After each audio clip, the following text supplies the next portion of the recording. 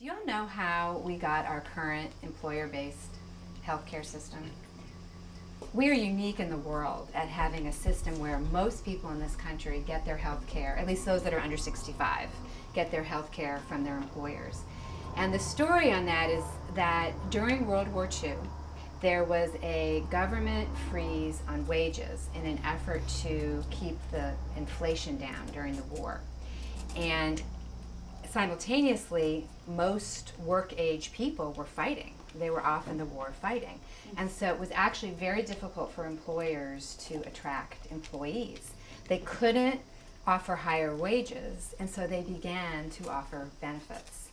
And that health insurance was one of the first benefits, and that's how we ended up with this system.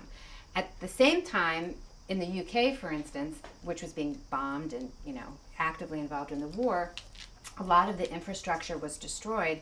And so out of World War II, the UK came out with this sort of single-payer government-run system because that was really the only place where there was infrastructure left. So it's just sort of interesting to see how this developed historically. And that was one of the things that caused Medicare to be developed, is that when people retired from their jobs, our seniors in the early 1960s had an extraordinarily high poverty rate because once they retired from their job, they didn't have a way to get health insurance anymore. And if they couldn't afford to buy it themselves, they were on their own.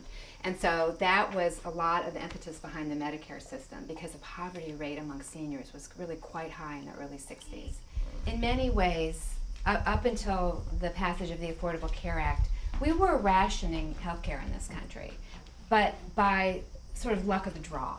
It was not because of any sort of evidence that one treatment was better than another. It was whether or not you were lucky enough to have a job that offered health insurance.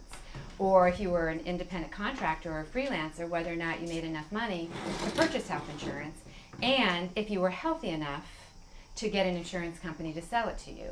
Because there's, legion stories of people who work independently who need to buy their health insurance themselves, who are denied a policy because of a pre-existing condition, or they're sold a policy that will cover everything except the pre-existing condition, or if they want a policy that covers everything, the cost is so high that it's just unaffordable.